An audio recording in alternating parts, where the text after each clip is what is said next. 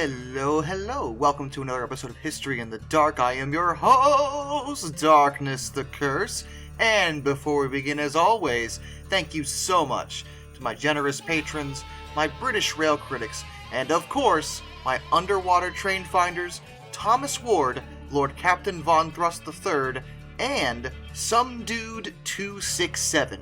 You are the reason why this content remains unexpected, which might apply sometimes, but I mean, I've been pretty consistent with uploads lately, so it probably isn't unexpected at all. What's unexpected is me not uploading. Maybe I should just stop uploading in general. No, I won't do that. That would be counterproductive for me and for you and for everybody involved. Today, we're going to do another interesting, weird, off-brand list that I've thought of. I'm trying to think of more creative lists, and this time, we're going to talk about, well, everyone loves a good underdog story, you know? We like hearing about dudes that no one expected to win, and yet they come out on top. And today, we're going to talk about some locomotives that share that sentiment. 5 successful locomotives that absolutely should not have been. The EMD F40PH. I feel like the F40PH comes up a lot on this channel, but with good reason. It was the mainstay of Amtrak, as well as America's passenger rail system, for years. It continues to be iconic when it comes to the rail industry in the United States, but to be frank, there was no reason to expect that. Because I've mentioned this before, but the F40PH was never meant to do what it did.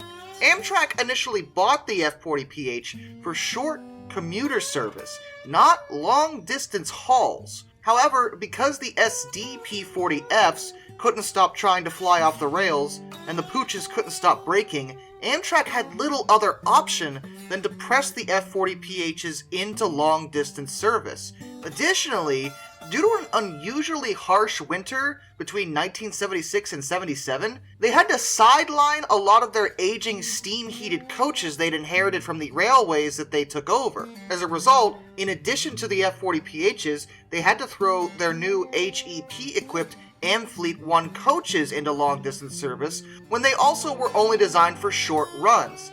HEP means head-end power, also known as electric train supply, or ETS. It's an electrical system that basically allows electric heat on the coaches by using the power of the locomotive. Not only were the F40PHs the only diesel locomotives that were reliable, they were also the only ones that had a built-in HEP generator. So into service they went, and there was no reason to expect this to go well, and yet, the F40PHs, and the coaches actually, performed admirably, helping solidify Amtrak as an actual success when no one thought it would be. Now, they did make some modifications to the F40PHs to help them along. They actually rebuilt several of them into what they called F40PHRs, and they were nearly identical, but they included a larger fuel tank and a more powerful HEP generator. This allowed the F40PHs to completely take over Amtrak's long-distance service and save the fledgling nationalized rail lines. And I know, I talk about them a lot, but they really are phenomenal pieces of work, and Amtrak might not even exist nowadays had they not been so.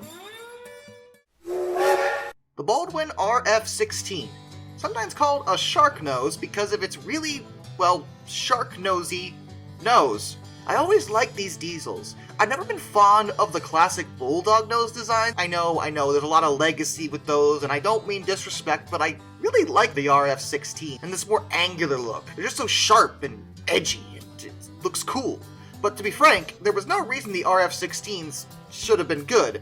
For one thing, Baldwin was never really great at making diesels. That's part of the reason they got stomped by EMD. And in the RF16's case, they actually had a major weakness initially, and that's because they had air-powered throttles. This meant they had no way of running multiple unit operation, which is kind of a big deal for diesels. Like, the whole point of them is that you could just stack them together and they'd still wind up being cheaper than a single steam locomotive.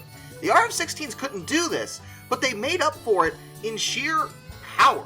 The railways that did give them a chance found them to be incredibly reliable and rugged, often used for hauling long, heavy coal trains. And they actually saw service to the early 80s when one of the last 2 units suffered a broken crankshaft and it wasn't worth fixing it. The 2 survivors, number 1216 and 1205, are actually still around, but they've been kept in storage since that time, and now reside at the Escanaba and Lake Superior Railroad's headquarters in Wells, Michigan. There was talk that they would be donated to a museum for preservation, but as of 2021 it was reported that a full restoration was economically unfeasible at that time.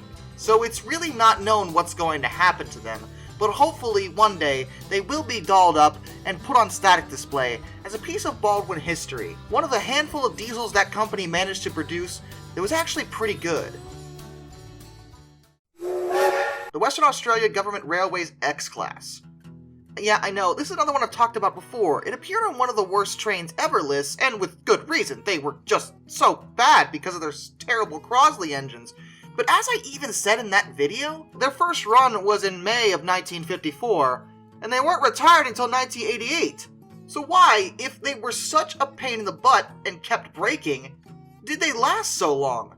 Well, that's due specifically to the Midland Railway shops. For whatever reason, the mechanics at those shops just doubled down on these things and kept fixing every little thing that went wrong with them, and a lot went wrong. In the end, over 600 design faults were found with them, and they were all mainly with the Crosley engines. But because of their sheer tenacity, they were able to overcome every single defect, and eventually, towards the end of their lives, the Class X's were actually okay. They revolutionized operations on the WAGR. With a light axle load of only 12 tons, it meant they could travel on all their lines, and a dual cab arrangement eliminated the need for turning. So while they may have started as one of the most horrible diesels ever constructed, primarily because of how much of a pain the Crosley engines were, because the mechanics didn't give up on them, they wound up surviving a pretty decent amount of time, and helped push the Australian railways into the modern age.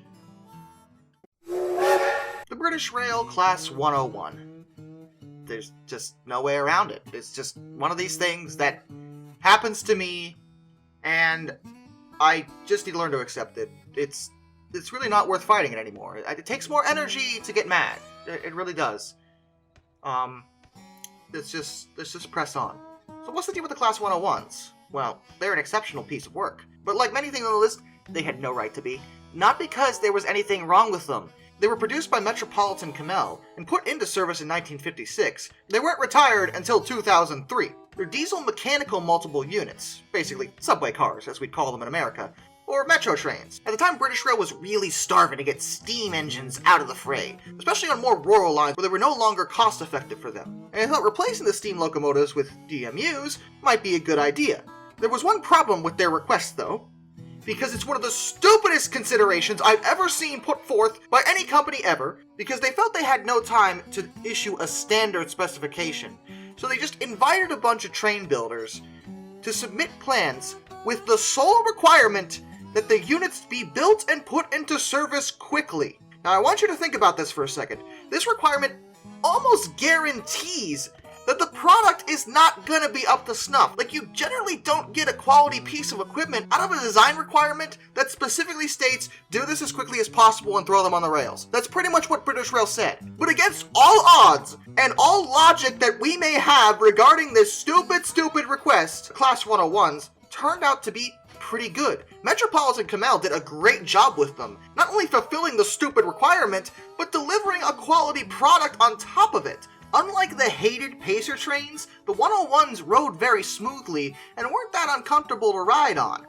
They were efficient and helped save a lot of struggling regional lines that would otherwise have been closed down. And like I said, they used them for a long time. By the time their oldest set was withdrawn, it was just over 47 years old. Due to their popularity and their longevity, the class has also seen a substantial amount of preservation on a whole bunch of different heritage railways in the UK, so if you're a rail fan over there, I can almost guarantee you'd have seen one.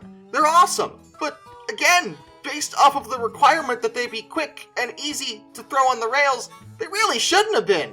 But they are, so props where it's due. The Patiala State Monorail Trainways. What in the... What? Wait, no, that's not... You're missing a... What? Built as, actually, the second monorail system in India, the Patiala State Monorail Trainways, or PSMT, is, well, a monorail. A steam locomotive monorail system. It was also the only monorail railway to use the balancing system developed in the late 19th century by British inventor W.J. Ewing. Ewing? Oh, I'm saying that wrong, I'm gonna get in trouble. Now, you may notice there's one little hiccup with this system and the design of this particular locomotive, and that's it's not really a monorail at all. It has a wheel, a balancing wheel on the one side. They just stuck it to the side of the locomotive to make sure it stayed level. But in its defense, that was more of a precautionary measure. The U-wing system actually worked, and so did these monorails, believe it or not. As silly as they may look, in the situation that India was in, they made a lot of sense and worked really well. They needed a small regional service, but they didn't want a rail system that took up a lot of space. A monorail makes sense for this because it literally is just one rail. And people loved it. It was an astonishingly helpful service for the Patiala state, and it lasted 20 years. It only ended operations in 1927 because automobiles had become incredibly popular there, and suddenly people just weren't using the rail line anymore. So it sadly closed down. But it's okay, because the locomotives and the rails actually weren't scrapped at all. This small railroad was not publicized very much, so a lot of people, even within Patiala, completely forgot about it over the years. The remains of the locomotives were discovered in a public work department shed by Mike Chateau in 1962. Due to his efforts, as well as a few others, one of the locomotives wound up being preserved, and another was restored to operating condition. It's a star attraction at the National Railway Museum over there, and it actually performs weekly tourist runs. A tremendously wholesome story for a locomotive that really no one knew how good it was until long after it was long thought gone. Till next time, this is Darkness, and I bid you all a fond farewell.